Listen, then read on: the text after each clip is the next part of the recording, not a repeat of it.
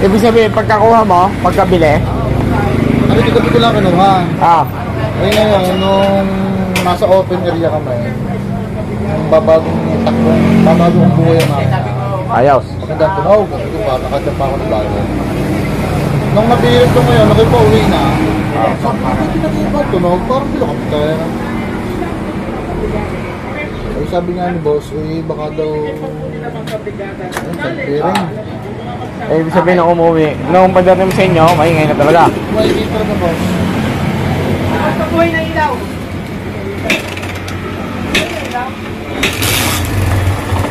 So? Ayaw, parang mag-uot ko rin.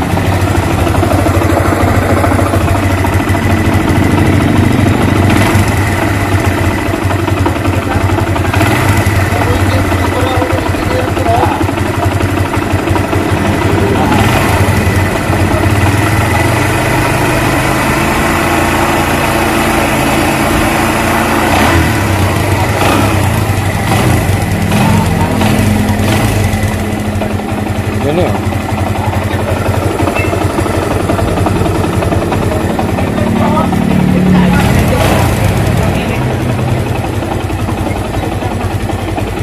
$55. Pero kung ano pa yun, oh. Nung makita ko nga ako sa panlabas, talagang nasa liwa ka. Oo, nasa liwa ka.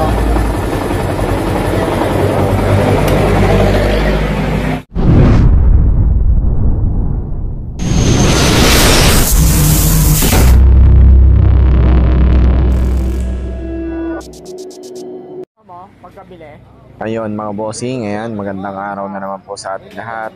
Ito na naman tayo mga bossing, welcome back na naman dito sa ating channel. At ito mga bossing, for today's video natin, so nakita nyo naman yung ating intro. So nakabili ng motor, Barako 175 si bossing sa halagang 56,000 pesos. Okay, so ang issue at problema ay nung kanyang chinecheck yung kanyang unit upon na bilihan ay okay naman, so walang problema. So kung makikita nyo naman, sariwa rin naman yung unit, magandang appearance. At ang naging issue at problema ay nung kanyang maiuwi ang kanyang nabiling motorsiklo ay ayun, doon na lumabas yung sira. Okay, so inamin din naman niya, medyo nahataw nga niya yung kanyang unit kasi siyempre babagong bili. So tinesting niya kasi itong unit na ito ay balak talagang kabitan ng bangkulong. Mga bossing, yung bangkulong ay kargahan po ng mga baka, ayan, at hakutan ng mga biik na gagamitin sa farm. So anong nangyari, ayun, pagkabili nga, pagdating niya sa bahay ay nadinig na niya yung andar ng kanyang makita na medyo ang tunog daw ay mala helicopter ang tunog. Ayan, so nadinig niyo naman yung ating intro, grabe yung ingay ng makina.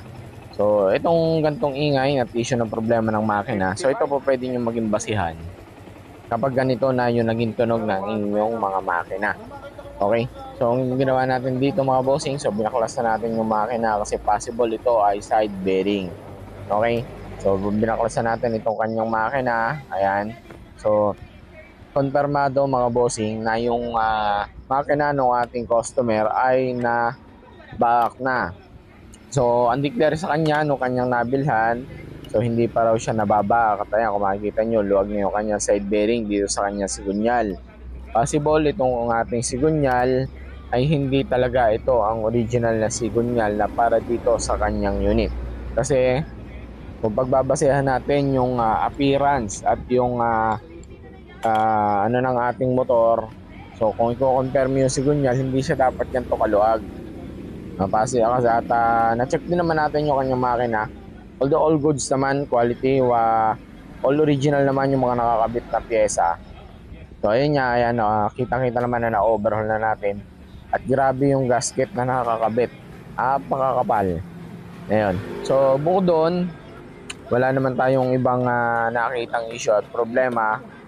Maliban na lang dito sa kanya clutch housing. So yung clutch housing niya, na-rematch na rin. So, ang ginawa natin, pinarimatch natin ng bago. At ito mga bossing yung ating issue at problema ng ating unit. So, ito, papadinig ko sa inyo mga bossing kung ano yung naging problema dito sa ating side bearing.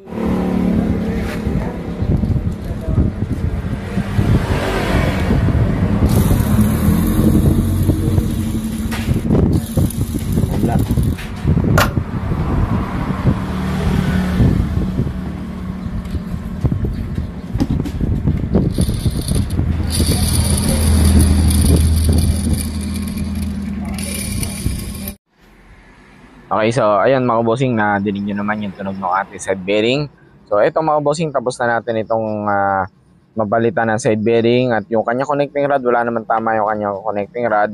So dahil baklas na rin yung unit, ay ang ginawa na lang natin dito is binaklas na rin yung connecting rod para mabalance siya ng ayos. So ito yung isa sa pinakamalaking issue ng ating side bearing. Ayan, kung makikita nyo yung ating side bearing, grabe yung tama ng side bearing. Ang laki ng tama sa loob ng kanyang mismong housing ng ating bearing. Ayan. So natapos na natin yung unit. So napalitan natin ng side bearing, dalawa lang, at saka yung kanyang pinaka-clutch housing. Pinarimatch natin ng bago at pinalitan ng rubber damper. Okay? So check na natin mga boss.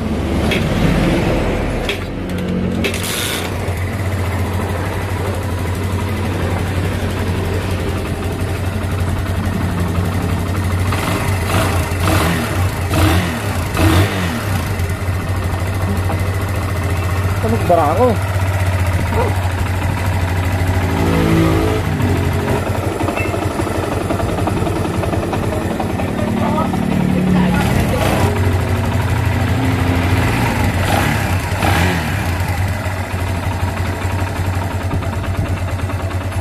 Okay, so ayun, ayos na ang unit ni Bossing. So medyo may konting pagsisisi siya dito sa unit, pero ang kagandahan daw kasi, so maganda na rin kasi nabuksan yung makina, nalaman kung ano yung talagang mga laman loob nitong kanyang makina.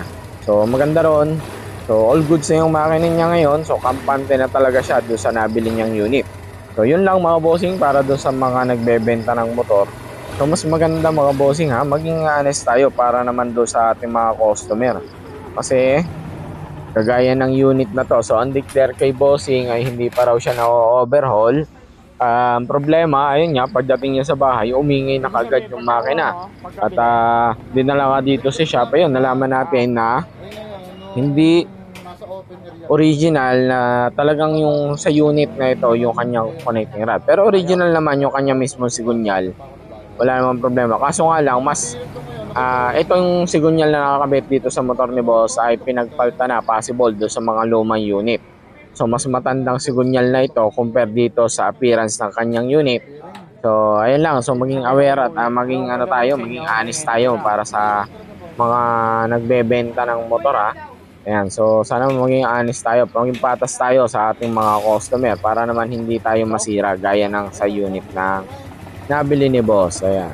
So although siya ay naman siya sa kanyang unit dahil nahataw nga daw niya ng kanyang unit pag uwi, pero buti na nga lang bago may kabit sa bangkulong yung kanyang unit ay bumigay na kaagad, kasi kung naikabit na kaagad to sa baklas, so medyo mahihirapan pa.